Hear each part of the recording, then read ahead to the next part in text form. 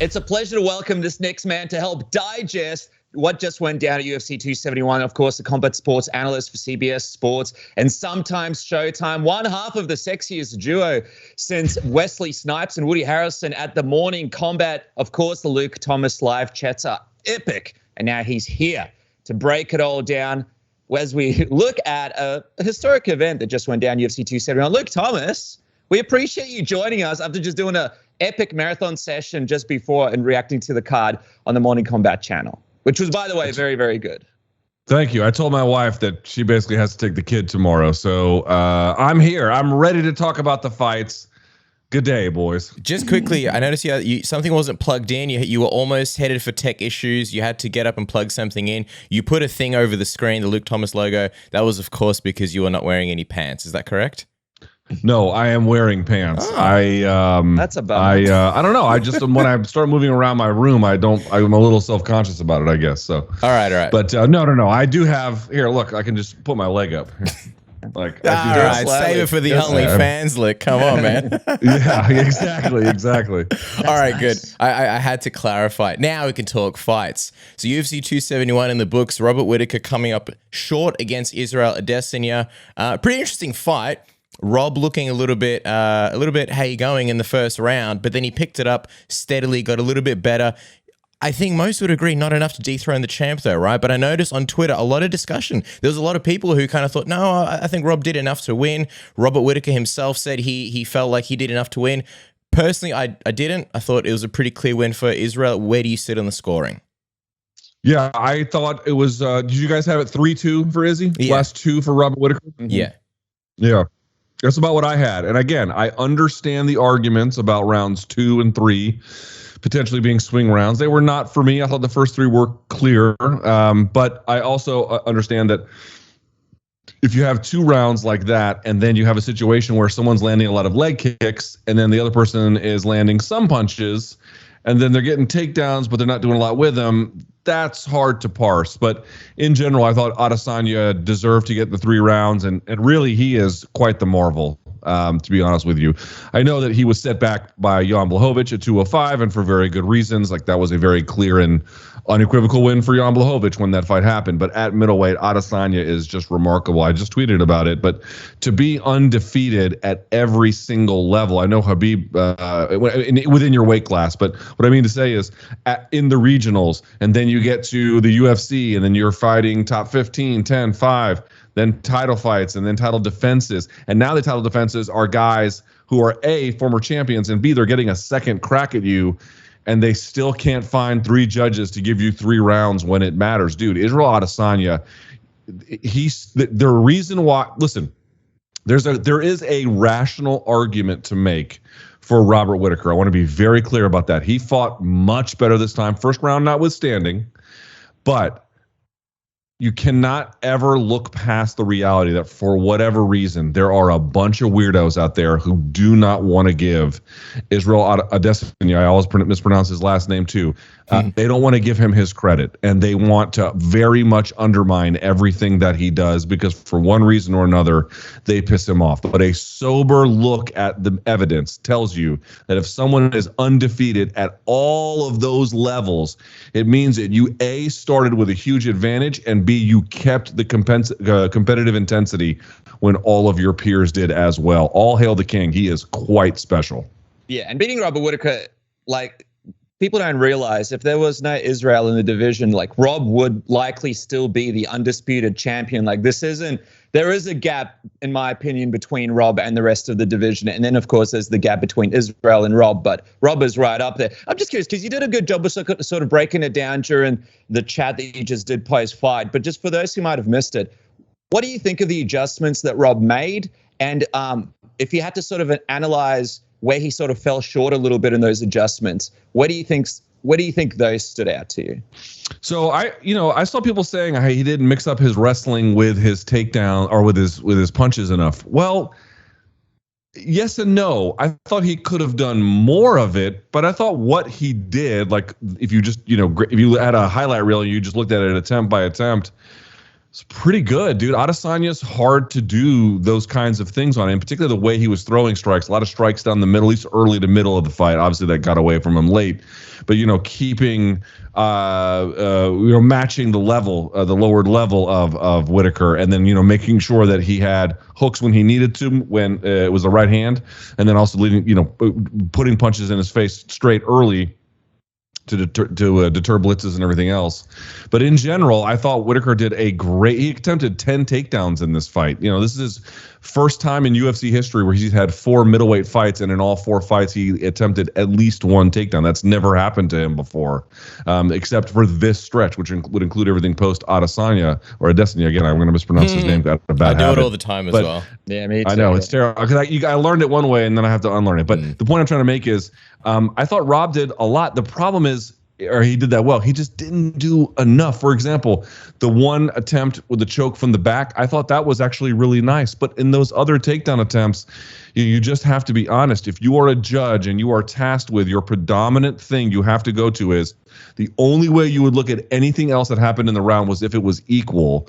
You had to look at whether the damage was equal. And again, some of that may have been a little hard to parse, but not enough for the judges. But the point being is, if Whittaker, I don't know if he would have won if he would have put some ground and pound, put some mustard on those, because maybe Israel gets back to his feet quicker. But I would say that if he was trying those, we'd be having a very different conversation. And there's one thing I really have to say, and it may be a stylistic issue for Robert Whittaker in the way in which this was not addressed. Like, in other words, it's a very difficult problem to solve generally, and specifically for the way in which Robert competes. But the leg kicks, dude, people did not pay attention to the Blachowicz fight very well at all. Everyone thinks that is a fight that he won because he was bigger and he can lay on top of him. And yes, the last couple of rounds, that's basically what he did. But he had to get 3 of those rounds to win.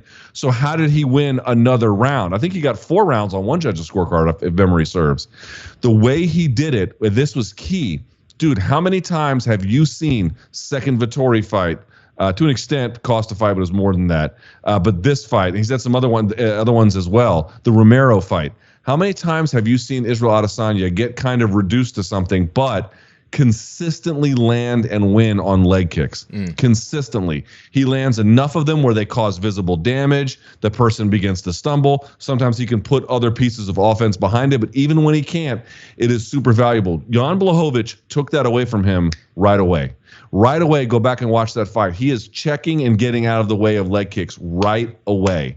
And it forces Adesanya over the course of that fight, before it went to a grappling match, to lean a little bit more on his boxing and play with more dangerous ranges. And then he was getting blitzed. But the first order of business was taking away the leg kicks. Ladies and gentlemen, if you do not take away the leg kicks of Israel Adesanya, granted, easier said than done, but if you don't do it, it's going to be very difficult to beat him. He can do so much with them. Score, accumulate, change your posture, and even if it doesn't do all that much to you, just watching from afar, he just adds numerically a lot behind it, and then he can build offense. You must take those away if you want really any consistent shot, I think, at beating him.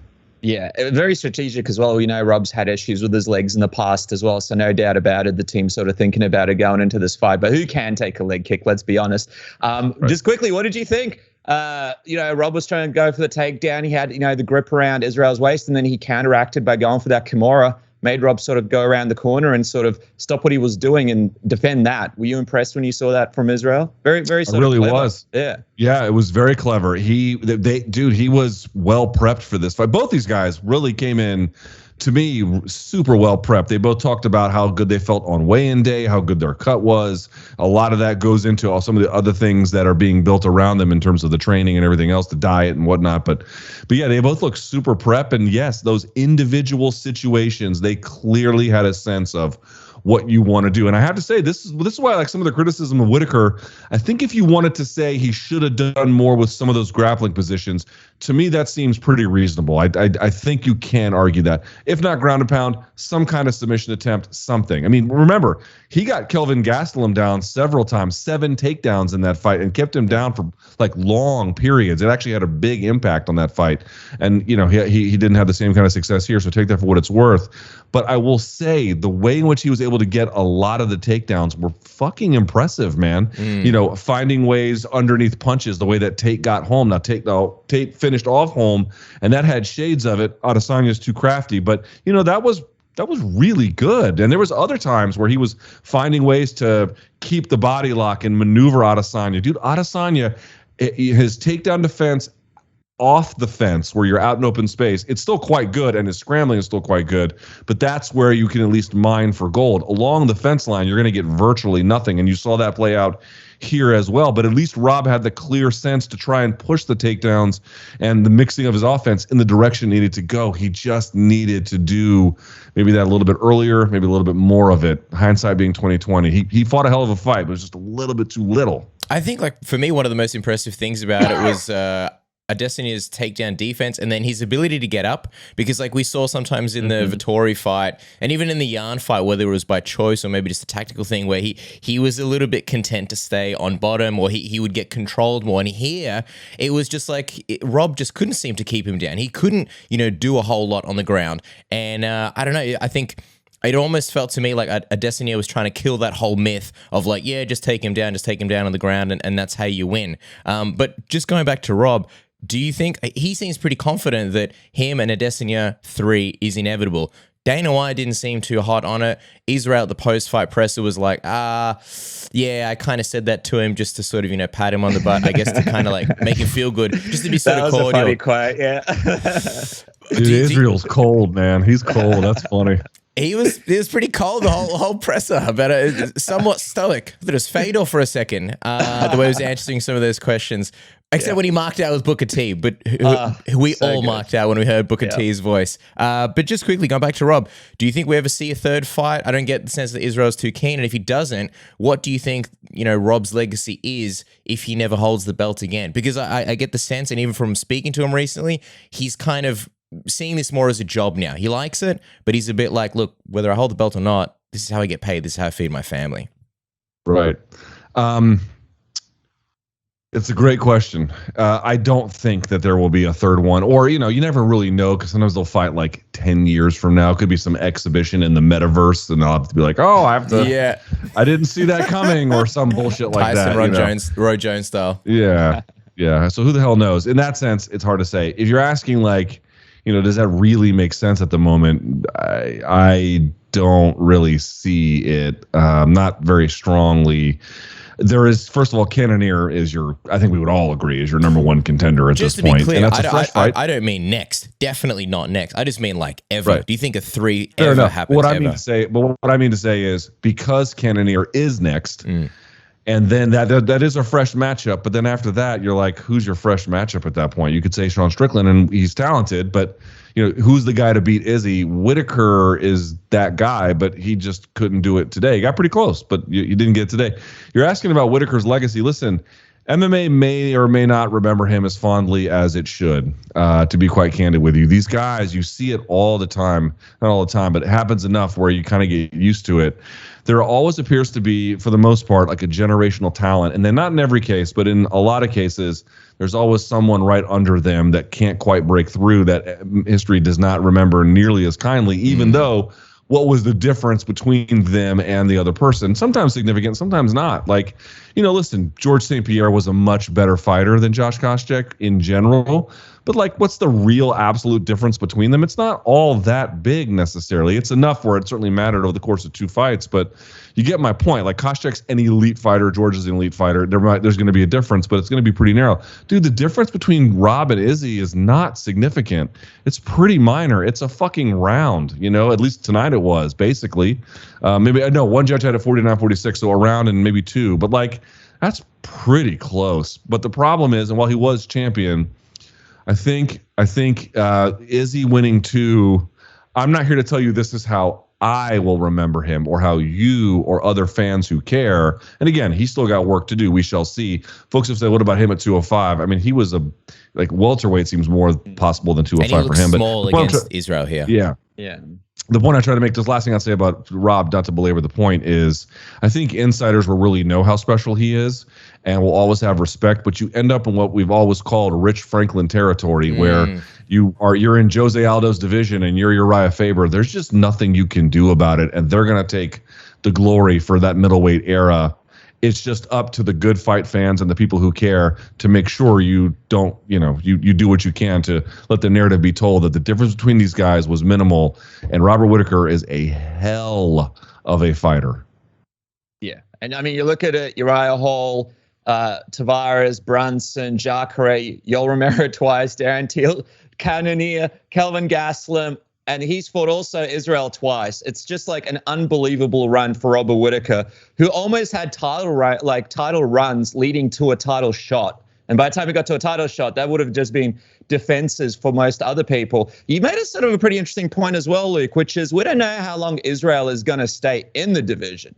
He doesn't have like a million fights left in front of him. Do you see a scenario where Rob kind of makes it back to a title where Israel is no longer part of the division, perhaps? Yeah, I think that's actually a pretty likely scenario. Dude, if Israel goes and Rob stays healthy, I guess you never know, right? Only 31 years old as well. And I said this on the broadcast, who the hell knows what's going to happen with Khamzat Chimaev? Maybe he's as good as we think he is, but even then, maybe he stays at 170 and we don't ever see him at 185. I will say the one thing this will probably potentially spur, some discussions between UFC and, about Izzy's long-term plans, like how much longer do you really plan to be here? Not in MMA, but 185. And the other one is, what about Kamaru? Now, I know you guys have known what they've said. Kamaru's like, well, if there's 100 million and Izzy's like, not for all the money in the world. We'll see. I bet that they're going to push hard for that. And they probably won't work either, but you're asking short of, let's say Kamaru's not in the picture and he beats Cannonier, now what? I think he goes to 205. I don't really think he sticks around.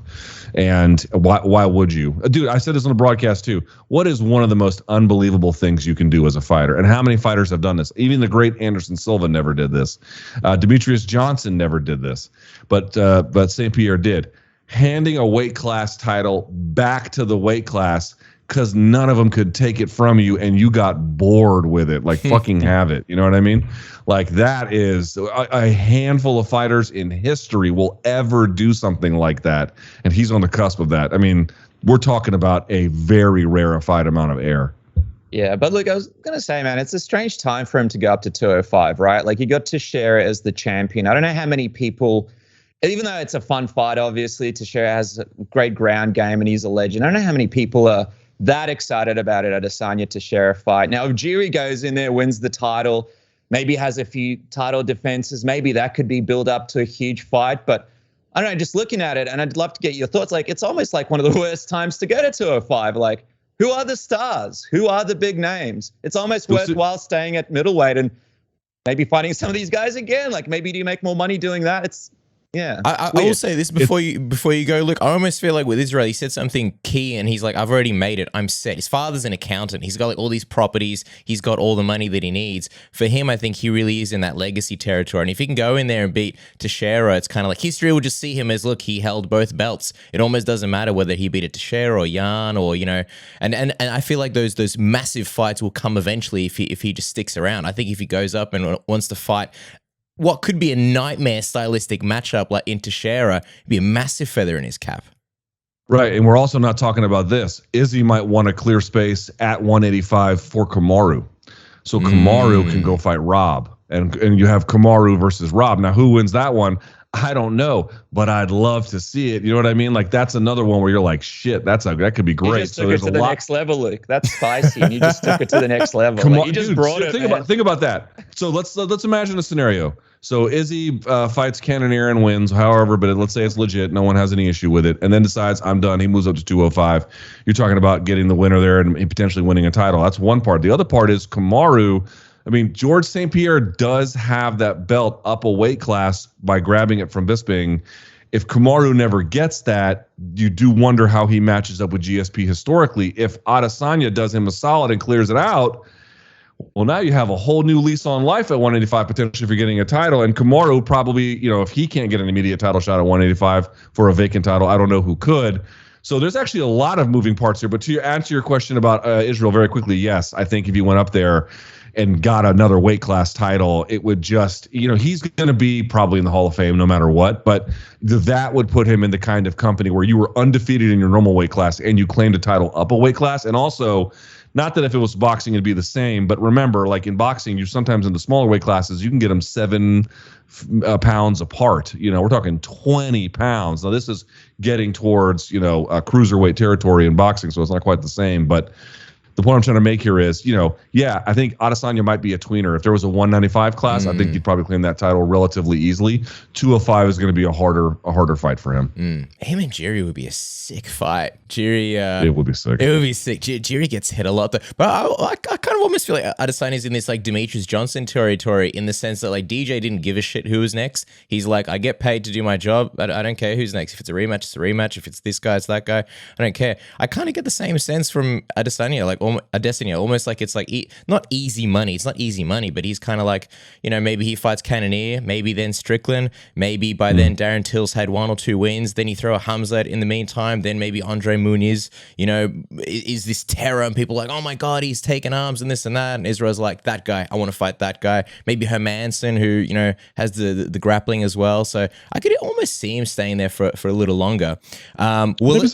Yeah, we'll let you go soon, Luke, but just quickly, guys, before we talk Tai and Derrick Lewis, quick reminder, it is Valentine's Day tomorrow. I know I'm all set. My boys are smooth, thanks to the Lawnmower 4.0. My girlfriend's dinner, just a couple of juicy plums. That's what I'm talking about. Breakfast, dinner, and dessert is served thanks to the Manscaped Lawnmower 4.0. Hey, I used to be the guy. I'd have a rusty razor sitting in my shower for like 6 months. I use it 5 times. By the end, it's more rust than razor, and I need 6 different types of tetanus shots. Don't be silly. Just get the Manscaped Lawnmower 4.0, the beautiful ceramic blade with skin-safe technology. It'll never cut your nuts. You'll never be going on a date, bleeding through your underwear.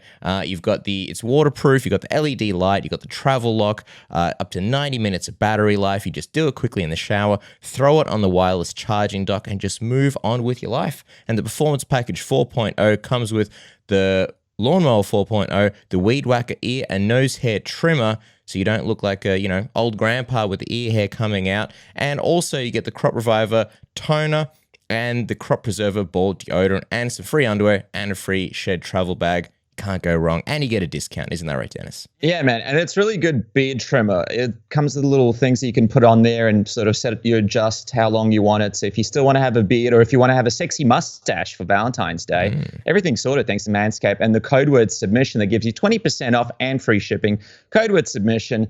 Get that 20% off, get that free shipping, and change your life forever. And Cass, speaking of tomorrow as well, very, very big day because it's the Super Bowl in the States. And if you guys didn't end up using the code word submission with my bookie and doubling your first deposit, this is your chance right here because, hey, I'll be honest, I don't know that much about football, but I am really excited about the halftime show. Dr. Dre, Eminem, Snoop Dogg, Kendrick Lamar, some other people. It's going to be a lot of fun, and you guys can make bets all over the place. If you don't know anything about the sport like me, you can go to my bookie today and check out their prop bets. How about these props? The MVP Super Bowl prop, well, probably not the one for us, but you got the coin toss Super Bowl prop. Anyone could guess that. The halftime show Super Bowl prop, that's going to be a lot of fun.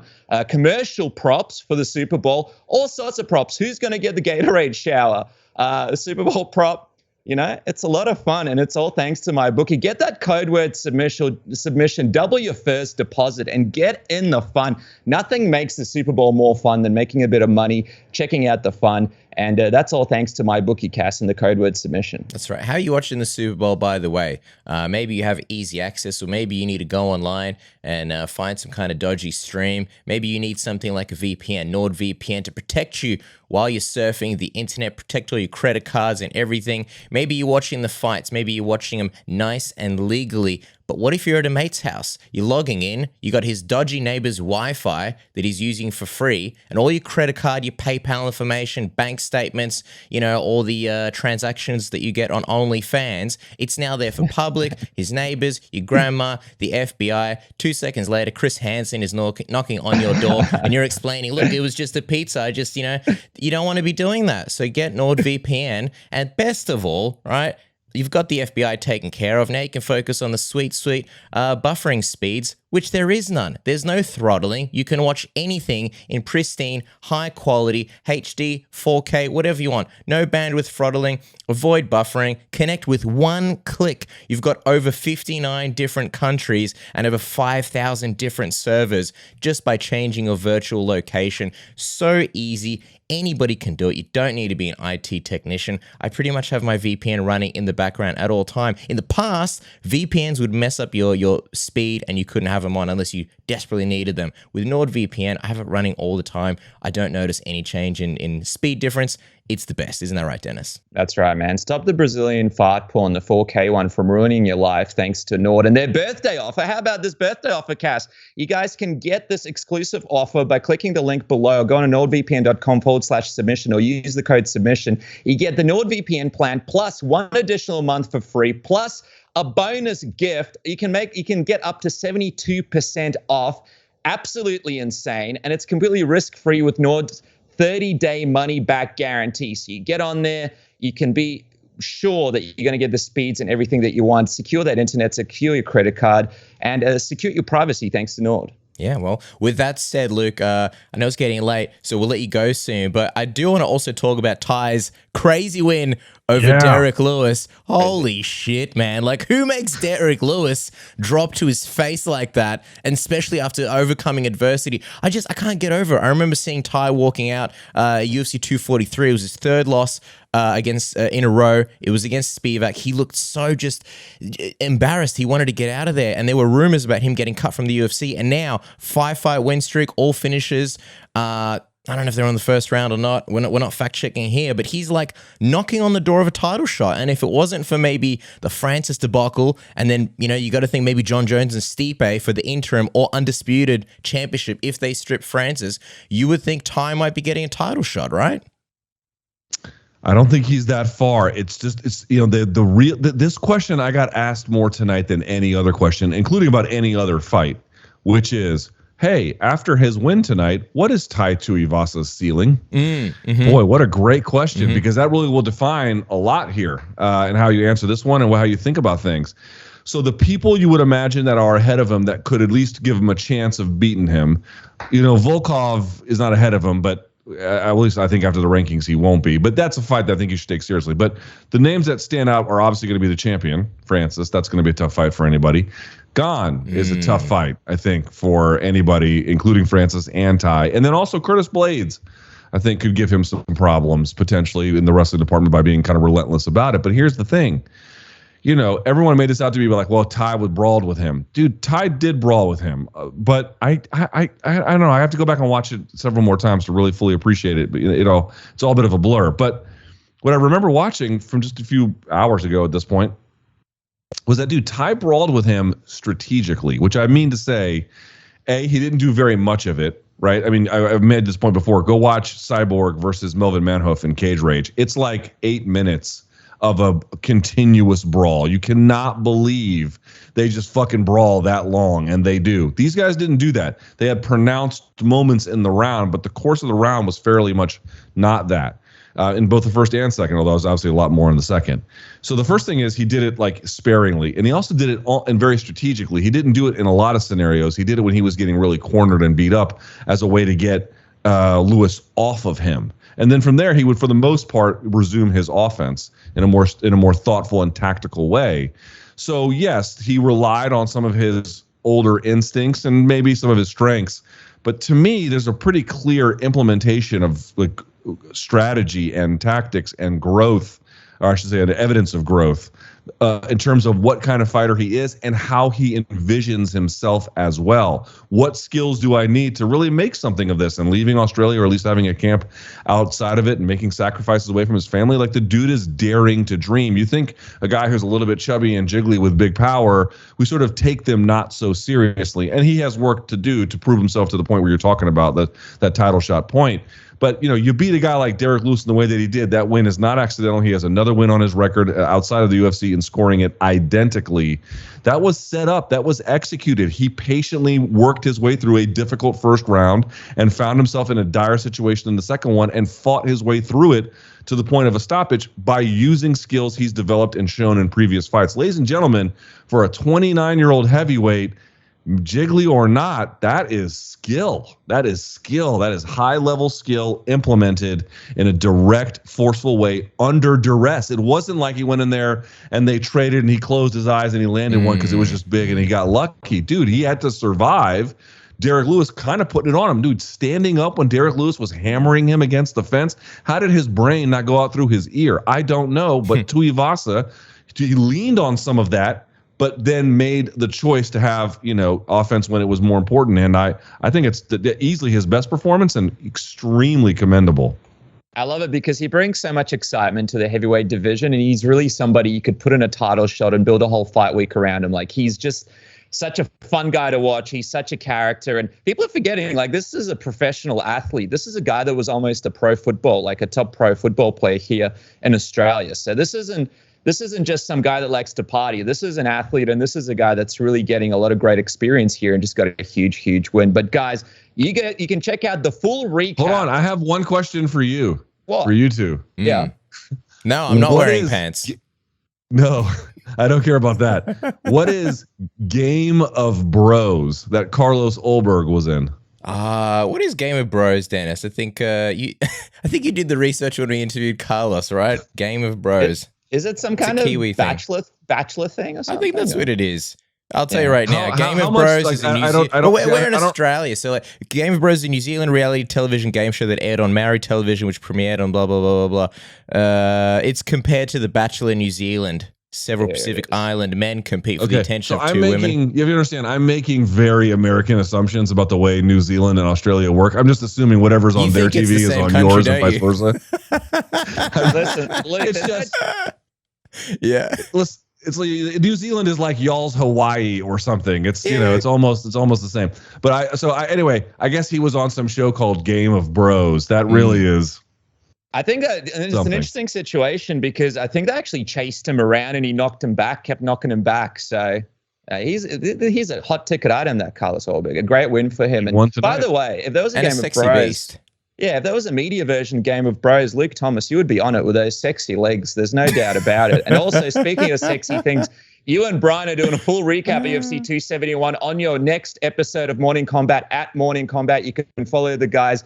The absolute best in the game, the best dudes. Man, I can't wait for us to grab a beer next time we can make it over. And thank you so much. When are you guys coming to the States? Dude, we don't know. Yeah, we don't know what's going to happen next. Who knows? It looks like there might be a big card over here with all these great, fighters coming out of Australasia. So we might have to show you around town and get Luke Thomas downtown. It'll never be the same again. I'd love to go to Australia. So if there's ever a chance, you boys are going to show me around, all right? Mate, yes, that's it. We're showing you around. And, of course, you guys can follow the man at L. Thomas News, one of the best in the game. Thank you so much for joining us late at night. We appreciate you, man. Anything for you fellas. Take care.